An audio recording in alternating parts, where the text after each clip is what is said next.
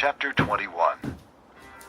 As he looked up, Jesus saw the rich putting their gifts into the temple treasury. He also saw a poor widow put in 2 very small copper coins. I tell you the truth, he said, this poor widow has put in more than all the others. All these people gave their gifts out of their wealth, but she, out of her poverty, put in all she had to live on.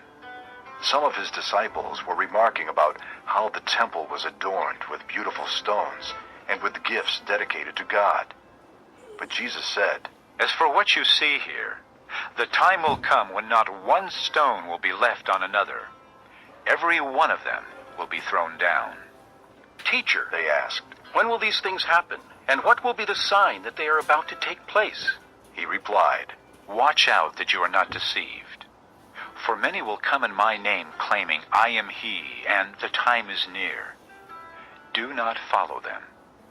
When you hear of wars and revolutions, do not be frightened. These things must happen first, but the end will not come right away. Then he said to them, Nation will rise against nation, and kingdom against kingdom. There will be great earthquakes, famines, and pestilences in various places, and fearful events and great signs from heaven. But before all this, they will lay hands on you and persecute you.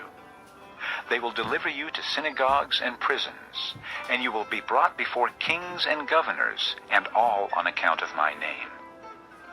This will result in your being witnesses to them.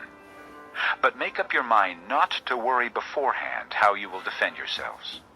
For I will give you words and wisdom that none of your adversaries will be able to resist or contradict. You will be betrayed even by parents, brothers, relatives, and friends, and they will put some of you to death. All men will hate you because of me, but not a hair of your head will perish. By standing firm, you will gain life. When you see Jerusalem being surrounded by armies, you will know that its desolation is near. Then let those who are in Judea flee to the mountains. Let those in the city get out, and let those in the country not enter the city. For this is the time of punishment, in fulfillment of all that has been written. How dreadful it will be in those days for pregnant women and nursing mothers. There will be great distress in the land, and wrath against this people. They will fall by the sword, and will be taken as prisoners to all the nations.